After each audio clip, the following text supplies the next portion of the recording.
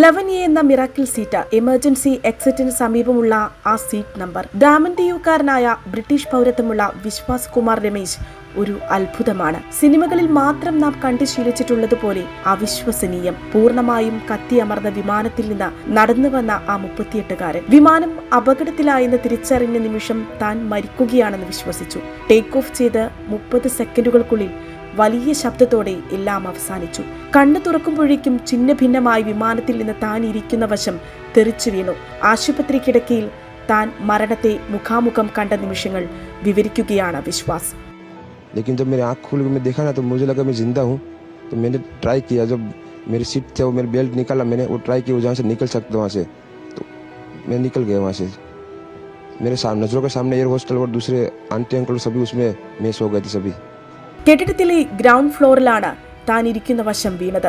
Seat belt അഴിച്ച് തകർന്ന എയർക്രാഫ്റ്റിന്റെ ചെറിയ വിടവിലൂടെ പുറത്തേക്ക് ചാടി. എയർക്രാഫ്റ്റിന്റെയും കെട്ടിടത്തിന്റെ ഇടക്കുമുള്ള ഒഴിഞ്ഞയിടത്ത് നിന്നാണ് വിശ്വാസ് എഴുന്നേറ്റ് നടന്നത്. അപ്പോഴേക്കും കെട്ടിടം തീപിടിച്ചു. തന്റെ കൺമുന്നിലാണ് 2 ഹെയർ ഹോസ്റ്റസുമാർ കത്തിയമർന്നത്. തന്റെ ഫോൺ പോലും നഷ്ടമായിരുന്നില്ല. ആശുപത്രിയിലെത്തിയ ഉടനെ അദ്ദേഹം അന്വേഷിച്ചത് തന്റെ സഹോദരനെയാണ്. കൂടെ യാത്ര ചെയ്ത സഹോദരനെയും നഷ്ടമായി.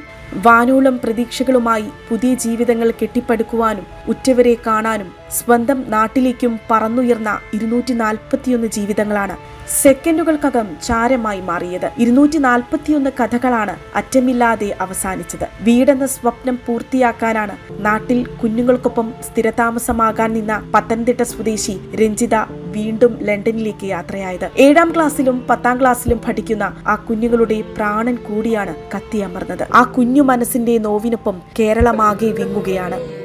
എയർ ഹോസ്റ്റസ് ആകണമെന്ന സ്വപ്നം പൂർത്തീകരിച്ച് 2 വർഷം മാത്രം. മണിപ്പൂരിലെ ഒരു കുടുംബത്തിന്റെ താങ്ങായിരുന്ന 22-കാരി നക്തോയ് ശർമ്മ ജൂൺ 15-ന് തിരിച്ചു വരുമെന്ന് പറഞ്ഞ് യാത്രയായതാണെന്ന് സഹോദരി ഗീതാഞ്ജലി പറയുന്നു. ദുരന്ത വാർത്ത കേട്ടയുടനെ പലതവണ ഫോണിൽ വിളിച്ചു. ഫോൺ ബെല്ലടിച്ചപ്പോഴും അവൾ തിരിച്ചു വരുമെന്ന് പ്രതീക്ഷിച്ചു. എന്നാൽ വാർത്ത മറ്റൊന്നായിരുന്നു. മണിപ്പൂരിലെ ഒരു സാധാരണ കുടുംബത്തിന്റെ സ്വപ്നങ്ങൾ കൂടിയാണ് എരിഞ്ഞടങ്ങിയത്.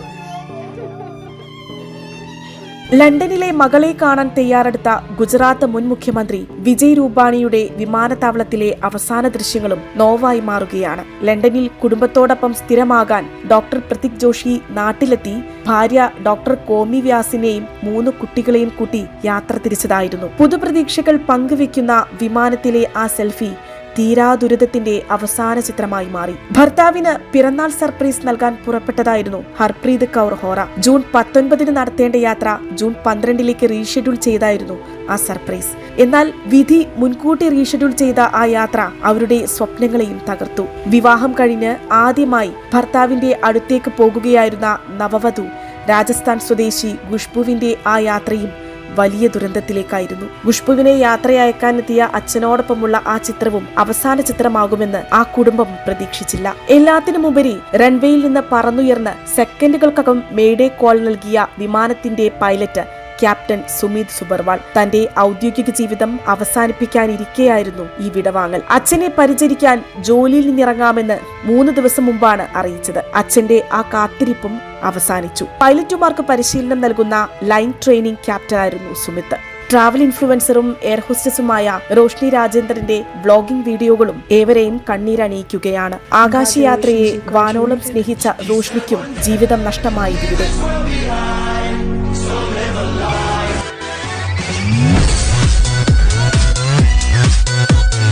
ലണ്ടൻ സ്വദേശികളായ ജാമി മീക്കും സുഹൃത്ത് ഫിയോങ്കൽ ഗ്രീൻലോമിക്കും പങ്കുവച്ച എയർപോർട്ടിൽ നിന്നുള്ള അവസാന വീഡിയോ. ഇന്ത്യക്ക് ഗുഡ് ബൈ പറഞ്ഞാണ് അവർ പോയത്. Okay, yeah, my biggest takeaway is don't lose your patience with your partner. Yeah, you're already starting to. You already snapped at me while we're having chai at the airport. You see, you've learnt nothing. തീരാത്ത കാഴ്ചകളും കഥകളും ബാക്കിയാക്കി 241 പേരും ഒരുമിച്ച് യാത്രയായി. വിമാനത്തിലെ നൊമ്പര കഥകൾക്കപ്പുറം കത്തിക്കരിഞ്ഞ മഹാനി നഗർ. വിധി ആളിപ്പടർന്ന് താണ്ഡവമാടിയ ആ തെരുവിലെ നിരവധി ജീവിതങ്ങളെയും കൊണ്ടാണ് അവർ പോയത്. വിദ്യാർത്ഥികൾ ഉൾപ്പെടെ പ്രദേശവാസികളായ 24 പേരുടെ ജീവനും നഷ്ടമായി. ഇരട്ട ദുരന്തത്തിന്റെ ഞെട്ടലിലാണ് ഒരു രാജ്യമാകെ.